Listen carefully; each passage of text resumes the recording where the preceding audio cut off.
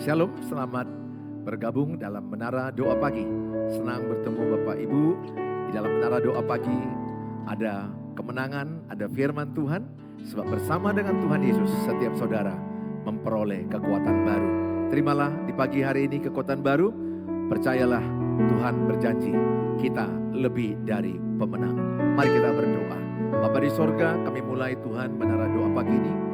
Memberkati semua umat-Mu yang menyaksikan dimanapun, kapanpun, siapapun mereka lagi mengalami kesulitan dalam pernikahan, keluarga, Tuhan pulihkan. Kesulitan dalam keuangan, pekerjaan, Tuhan pulihkan. Lagi kesulitan masalah kesehatan, kesakitan, Tuhan sembuhkan oleh kuasa Tuhan Yesus.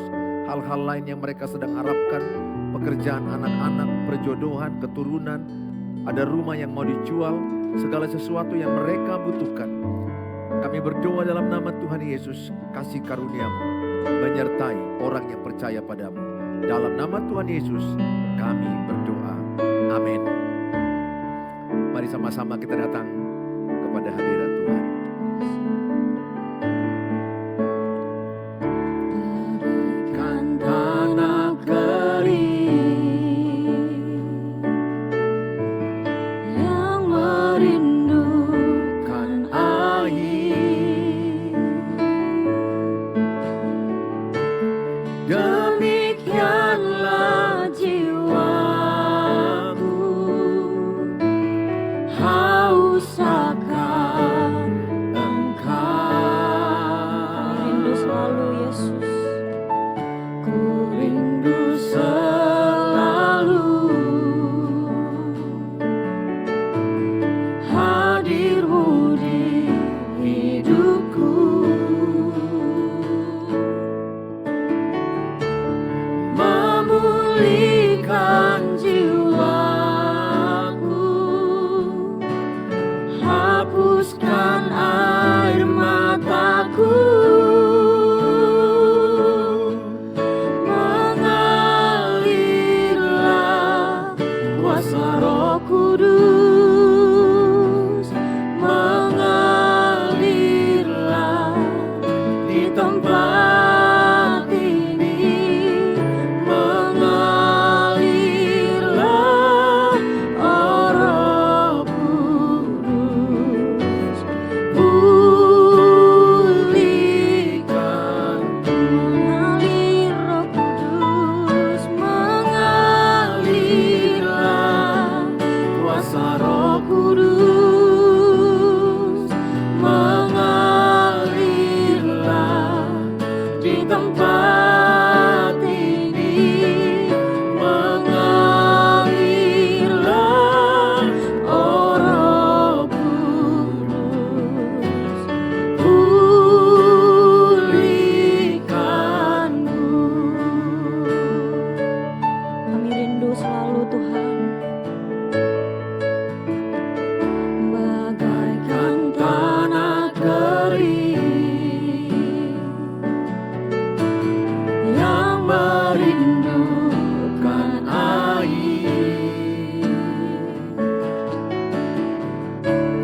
demikianlah jiwaku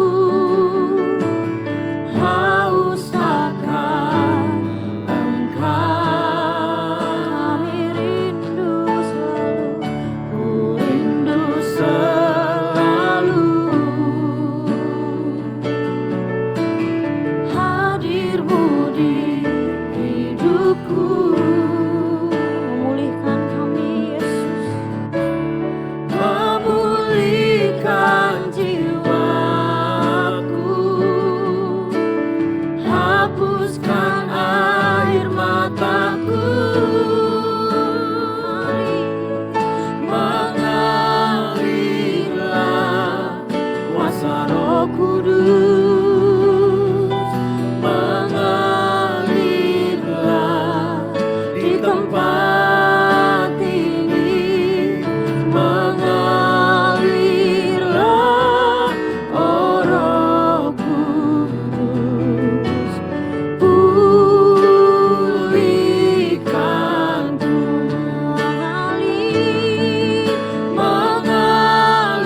mengalirlah kuasa Roh Kudus,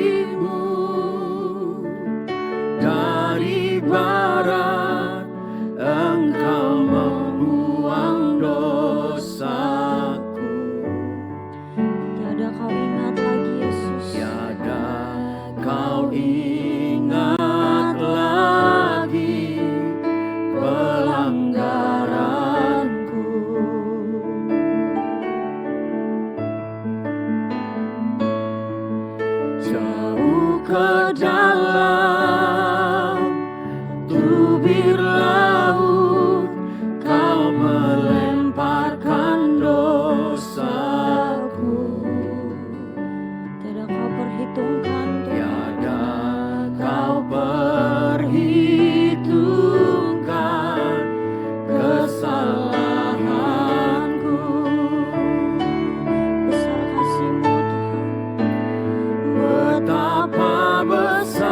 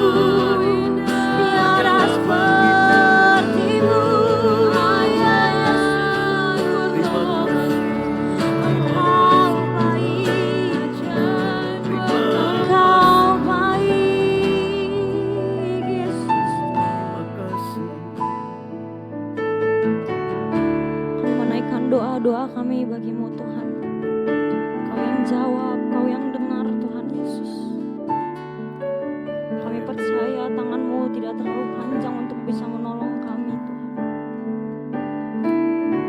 Terima kasih Tuhan.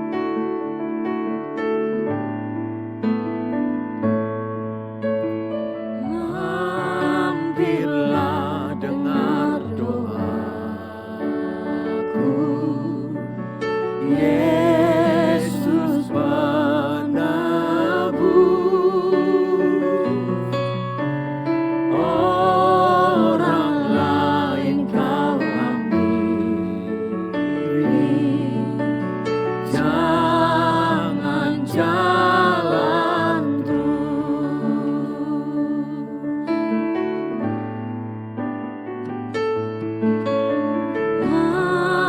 mampirlah dengar doaku, Yesus penebus. Kalau yang lain Tuhan hampir, Orang lain kau hampiri, jangan jalan terus. Yesus Tuhan, dengar doaku. Orang lain kau hampiri, jangan jalan terus. di hadapan tahta-Mu kami datang Tuhan. Di hadapan tahta Aku menyembah-Mu Yesus. aku menyembah. Kami tunduk dalam penyesalan. Tunduk dalam penyesalan. Tuhan tolonglah. Tuhan tolonglah. Yesus, Yesus Tuhan, dengar doaku. Orang lain kau hampiri, jangan jalan terus. Yesus Tuhan.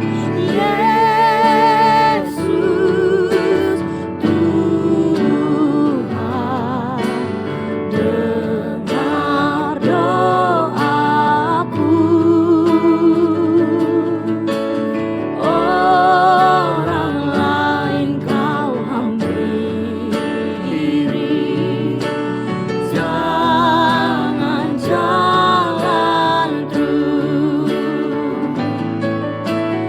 Orang lain kau hampiri,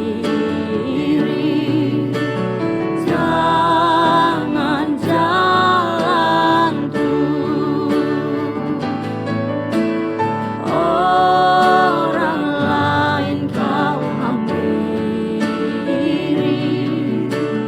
jangan jalan terus. Bapa di sorga, dalam nama Tuhan Yesus, siapkan hati kami diberkati dengan firman Allah. Setiap kami yang punya tantangan, yang punya persoalan, kami percaya, kami melangkah dengan iman bahwa kami lebih dari pemenang. Apapun masalah kami, Tuhan lebih besar dari masalah kami. Terima kasih Bapa, dalam nama Tuhan Yesus, kami siap diberkati dengan firman Allah. Amin. Shalom Bapak Ibu yang saya kasihi, senang bertemu dengan saudara. Hari ini saya membawa tema mental pemenang, mentalitas pemenang. Tapi dalam perikop ini saya akan bawa tema hadapi persoalanmu. Hadapi persoalanmu. Itu tema yang saya berikan, hadapi persoalanmu. Jangan lari dari persoalan. Tanamkan dalam hatimu, kalau yang lalu Tuhan tolong, yang ini pun Tuhan tolong. Buat dalam kolom tulisan, masalahku yang ini pun Tuhan tolong. Atau engkau tulis kalimat, masalah yang sedang kuhadapi, Tuhan pasti tolong. Imani kalimat yang saudara tulis itu. Masalah yang sedang kuhadapi, Tuhan pasti tolong. Saudara tulis dalam kolom itu sangat memberkati saudara. Itu imani. Maka saya katakan, hadapi persoalan. Jangan lari dari persoalan. Bahkan saya belajar memeluk penderitaan. Memeluk persoalan itu. Dalam kitab Mazmur dikatakan bagaimana Daud, bahwa dia berkata, tertindas itu baik bagiku, supaya aku belajar ketetapan Tuhan. Jadi Daud berkata tertindas itu baik bagiku. Jadi sebenarnya persoalan, penderitaan yang tidak kita inginkan, tetapi itu ada kebaikan yang Tuhan maksud dalam hidup kita. Sehingga saudara nggak perlu lari dari persoalan. Nggak perlu saudara membanding-bandingkan persoalan rumah tangga orang dengan rumah tanggamu. Nggak perlu engkau perbandingkan berkat orang dengan berkatmu. Tidak usah. Setiap orang punya takaran kasih karunia. Setiap orang ada takaran kasih karunia iman level masing-masing. Sehingga jangan heran ada orang yang kita lihat mengalami persoalan yang berat dan mereka tetap bisa tenang dan menang, tersenyum, bersyukur dan tertawa. Tapi ada orang yang kita lihat masalah-masalah kecil saja sudah lari, mengeluh, bersungut-sungut, menyalahkan. Saya hanya berkata, Roma 8 ayat 28 kata Alkitab, bahwa Allah turut bekerja dalam segala perkara mendatangkan kebaikan. Pegang bahwa Yeremia 29 ayat 11 berkata, rancangan Tuhan bukan rancangan kecelakaan, tapi rancangan yang mendatangkan damai sejahtera. Rancangan yang mendatangkan penuh harapan, penuh kebaikan-kebaikan Tuhan. Saya ajak semua kita yang menyaksikan ini, hadapi persoalan pernikahanmu, hadapi persoalan suamimu, hadapi persoalan istrimu. Jangan-jangan suamimu itu jadi salib bagimu, pikul salibmu. Jangan-jangan juga istri bagimu jadi salib bagi suami, pikul salib istri. Maksudnya istri itu menjadi salib bagi suaminya. Penderitaan yang harus dipikulnya atau sebaliknya. Istri yang harus memikul penderitaan akibat ulah suaminya. Saudara yang saya kasihi, kita belajar dari Alkitab bagaimana Daud menghadapi persoalan. Di dalam kitab 1 Samuel 17 ayat 40 sampai 47. Lalu Daud mengambil tongkatnya di tangannya. Dipilihnya dari dasar sungai 5 batu yang licin. Dan ditaruhnya dalam kantung gembala yang dibawanya. Yakni tempat batu-batu sedang umbannya dipegangnya di tangannya. Demikianlah ia mendekati orang Filistin itu. Goliat maksudnya. Saudara, orang Filistin itu kian dekat menghampiri Daud. Dan di depannya orang yang membawa perisainya. Ketika orang Filistin itu menunjukkan pandangnya ke arah Daud. Serta melihat dia, dihinanya Daud itu. Karena ia masih muda, kemerah-merahan dan elok parasnya. Orang Filistin itu berkata kepada Daud, anjingkah aku? Maka engkau mendatangi aku dengan tongkat. Lalu demi para allahnya orang Filistin itu mengutuki Daud. Pula orang Filistin itu berkata kepada Daud, hadapilah aku, maka aku akan memberikan dagingmu kepada burung-burung di udara dan kepada binatang-binatang di padang. Tetapi Daud berkata kepada orang Filistin itu, engkau mendatangi aku dengan pedang dan tombak dan lembing. Tetapi aku mendatangi engkau dengan nama Tuhan semesta alam. Allah segala barisan Israel yang kau tantang itu. Saudara, lihat Daud menghadapi persoalan itu. Daud menghadapi tantangan Goliat. Pada ayat 46 dikatakan, hari ini juga Tuhan akan menyerahkan engkau ke dalam tanganku. Dan aku akan mengalahkan engkau dan memenggal kepalamu dari tubuhmu. Hari ini juga aku akan memberikan mayatmu dan mayat tentara orang Filistin kepada burung-burung di udara dan kepada binatang-binatang liar. Supaya seluruh bumi tahu bahwa Israel mempunyai Allah. Dan supaya segenap jemaah ini tahu bahwa Tuhan menyelamatkan bukan dengan pedang dan bukan dengan lembing. Sebab di tangan Tuhanlah pertempuran, dan Ia pun menyerahkan kamu ke dalam tangan kami. Saudara lihat bagaimana ketika Daud menghadapi Goliat yang tingginya itu udah hampir 3 meter. Luar biasa tingginya. Bagaimana kecilnya Daud, muda. Lihat ketika Goliat dengan orang-orang Filistin mengancam Raja Saul, mengancam tentara-tentara Israel, menantang mereka untuk menghadapi Goliat 1 lawan 1. Tidak ada yang berani. Tapi lihat, kita belajar dari Daud. Dia berani melangkah. Dia berani menghadapi Goliat. Dia berani mendekati Goliat. Bahkan dia berkata, "Engkau Goliat menghadapi aku dengan tombak, dengan lembing, dengan pedang, tetapi aku datang menghadapi engkau dengan kekuatan Tuhan." Ini kunci kemenangan daripada Daud. Bahwa Daud menghadapi Goliat bukan dengan kekuatan pedang, bukan dengan kekuatan dunia ini, tapi dia dengan menggunakan kekuatan Tuhan. Ingat Yeremia 17 ayat 7, diberkati orang yang berharap pada Tuhan. Saya hanya katakan kepada Bapak Ibu, apapun persoalanmu, hadapi persoalanmu. Jangan lari, jangan menyalahkan, jangan bersungut-sungut, jangan mengeluh. Ini yang membuat orang payah diberkati Tuhan, menyalahkan, mengeluh, bersungut-sungut. Saya mengajak setiap saudara yang sedang menyaksikan tayangan ini dimanapun engkau berada. Saya bisa merasakan beberapa di antaramu punya Goliat dalam hidupmu. Apa itu Goliat?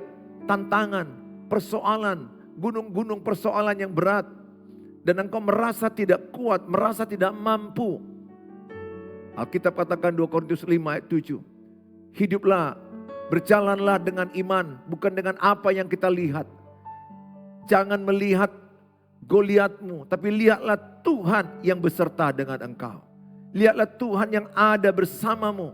Saya terlalu percaya. Roma 8 ayat 37 itu genap, firman Allah berkata, oleh kasih Allah kita lebih dari pemenang. Artinya apa? Bahwa kita adalah orang-orang yang sudah dijamin Tuhan memperoleh hidup yang kekal. Kita adalah orang-orang yang dikasihi Allah. Kita adalah orang-orang yang dibela Allah dan kita di pihak Allah. Roma 8 ayat 31 sampai kepada ayat 39 jelas itu diterangkan. Jika Allah di pihak kita, siapakah lawan kita? Tanamkan dalam dirimu, ibu. Ibu, begitu sangat susah pikiranmu, sangat berat persoalan yang kau hadapi. Tulis dalam kolom, Tuhan di pihakku. Tulis dalam kolom, Tuhan di pihak keluargaku. Tuhan di pihak keluarga kami. Tulis. Ini pegangan saudara menghadapi musuh, menghadapi persoalan, menghadapi Goliat. Itu yang dilakukan oleh Daud. Dia berani melangkah kecil, tapi dampaknya besar. Siapakah Daud sebelumnya? Daud tidak pernah berpikir dia sebagai raja. Daud hanya mengembalakan 2-3 ekor domba. Dia hanya mengerjakan hal-hal kecil, tapi lihat bagaimana Daud setia mengerjakan 2-3 ekor domba dipeliharanya. Itu bicara apa? Kepercayaan, kesetiaan, tanggung jawab. Dan ketika dia menghadapi Goliat, dia mengambil 5 buah batu yang kecil-kecil dari pinggiran sungai. Dia ambil, dia masukkan ke kantongnya. Dia ambil ali-alinya, dia lempar. Dan kena kepada dahi daripada Goliat. Dan Goliat jatuh dan ditebas lehernya dan mati. Lihat, Daud memenangkan pertempuran bukan karena ada pedang yang besar. Atau ada tentara yang hebat membackup dia. Bukan karena dia punya pengalaman yang lebih hebat berperang. Tidak. Tapi Alkitab berkata, Daud menghadapi Goliat beserta dengan Allah. Saya sebagai hamba Tuhan, aku tahu beberapa di antaramu sedang frustrasi, sedang mengalami tekanan mental, tekanan batin, sehingga mungkin engkau payah tidur, payah tertawa, payah tersenyum, hilang nafsu makan, hilang konsentrasi, hilang fokus. Sepertinya beban itu yang sangat menindih berat sekali padamu. Ingat Alkitab katakan 1 Korintus 10 ayat 13. Pencobaan yang kau alami tidak melebihi kekuatanmu. Saudara, Tuhan sudah sediakan jalan keluar kepada setiap persoalan kita. Saya hanya berkata kepada saudara, melangkahlah, hadapi dengan iman. Hadapi berserta dengan Tuhan. Tulis dalam kolon, saya hadapi bersama dengan Tuhan Yesus. Bersama Tuhan Yesus saya menang. Tulis itu. Bersama Tuhan Yesus saya menang. Ingat Pengkhotbah 3 ayat 11, semua indah pada waktunya. Melangkahlah dengan hal kecil. Melangkahlah, setialah perkara kecil. Setia, kerjakan apa yang bisa kau kerjakan. Ini yang penting. Dalam kitab Lukas 16 ayat 10a dikatakan, setialah perkara kecil, Tuhan percayakan perkara besar kepadamu. Jadi ketika engkau mengalami kerumitan dalam masalah hidupmu, apa yang di tanganmu, kerjakan. Kerjakan, mungkin utangmu banyak, pinjamanmu banyak belum dibayar. Mungkin engkau lagi jualan cabai di pasar, mungkin engkau lagi sedang jualan online, mungkin engkau sedang bekerja, apa yang di tanganmu kerjakan sekuat tenaga. Jangan mengeluh. Mengeluh itu membuat engkau jauh dari berkat Tuhan. Bersyukur, percaya Allah turut bekerja mendatangkan kebaikan. Percaya dalam kitab 1 Korintus 2 ayat 9 dikatakan, apa yang tidak pernah kau lihat, apa yang tidak pernah kau dengar, apa yang tidak pernah kau pikirkan, apa yang tidak pernah timbul dalam hatimu, disediakan Tuhan bagi engkau yang mengasihi Tuhan. Pesanku sama saudara, jangan hanya melihat itu ada persoalan. Percayailah Roma 8:28, di balik persoalan itu ada kebaikan-kebaikan Tuhan. Saya sudah baca Alkitab, saya sudah lihat kisah para rasul dan nabi. Tidak ada mereka hidup enak-enak lalu diberkati, tidak ada. Selalu diizinkan Tuhan badai persoalan, tantangan hidup, penderitaan, kesulitan. Baru ada mujizat, ada kuasa, ada berkat. Jadi selalu diawali yang namanya dengan cerita hidup menderita. Tapi sering sekali anak muda sekarang, strawberry generation, generasi strawberry, cengeng, mudah menyerah, mudah menyalahkan, mudah mengeluh, putus asa, siki-siki stres, frustrasi. Tidak ada semangat, tidak ada persistensi yang tinggi, daya juang yang tinggi. Aku berdoa bagi saudara yang menyaksikan ini. Jalani, hadapi persoalanmu, melangkah dengan iman, melangkah dengan berani. Melangkah dengan iman itu artinya melangkah dengan yakin penyertaan Tuhan. Saya tahu ada beberapa yang menyaksikan ini sepertinya frustrasi, engkau depresi, engkau tekanan batin dan ada perasaanmu mau mati bunuh diri. Engkau mau merasa lari dari persoalan, engkau mau tinggalkan anak-anakmu, engkau mau tinggalkan suamimu, atau suami engkau mau tinggalkan keluargamu. Dengar, kalau engkau datang kepada Tuhan Yesus, engkau akan dapat kekuatan baru. Makanya pesanku kepada banyak orang di mana-mana, asal saya khotbah, semakin ada masalah, semakin berdoa. Semakin ada masalah, semakin berdoa. Tidak ada masalah, tetap berdoa. Jadi tidak ada masalah, tetap berdoa. Semakin ada masalah, semakin lebih intens berdoa. Kenapa? Karena doa itu adalah kekuatan kita. Orang yang berdoa, orang yang mengimani. Ada kekuatan Tuhan yang menyertai dia. Lihat Daud berani melangkah dengan hal kecil, batu kecil. Dia lempar ke dahi dari Goliat. Goliat jatuh dan dia menang. Daud menang. Saudara, Alkitab sudah membuat kesimpulan. Kalau kita hadapi semua masalah kita dengan iman. Kedua, kita hadapi dengan kesabaran. Kita hadapi dengan benar menurut respon Alkitab kita lakukan. Semua masalah saudara akan mendatangkan kebaikan. Akan ada promosi Tuhan. Akan ada berkat Tuhan. Dan terlebih kita semakin serupa, segambar dengan Tuhan. Karakter kita semakin dibentuk. Itu jauh lebih penting daripada berkat-berkat dunia ini. Tuhan Yesus memberkati saudara. Saya mau berdoa kepada saudara. Bagi saudara yang terberkati dengan tayangan ini, bagilah, share kepada banyak orang. Supaya mereka menghadapi persoalan. Ya, peluk penderitaanmu. terima penderitaanmu. Walaupun kita tidak mau cari persoalan, kita nggak mau menderita, betul. Tapi ketika seizin Tuhan penderitaan, terima, hadapi, dan perkatakan kepada gunung persoalanmu, hei gunung persoalan, aku tahu engkau seizin Tuhan mendatangkan kebaikan bagiku. Hei gunung persoalan, aku hadapi engkau. Aku berani menghadapi engkau. Bersama dengan Tuhan, aku lebih dari pemenang. Tuhan Yesus sudah menang di kayu salib. Kita yang memperoleh hidup kekal. Dia sakit supaya kita sehat. Dia mati supaya kita hidup. Dia dikutuk supaya kita diberkati. Itu artinya tidak ada yang bisa memisahkan kita dengan kasih Tuhan. Kasih Tuhan tidak bisa terpisahkan dengan kita. Lagi dalam penderitaan, kesesakan, ketelanjangan, kemiskinan, apapun masalah kita.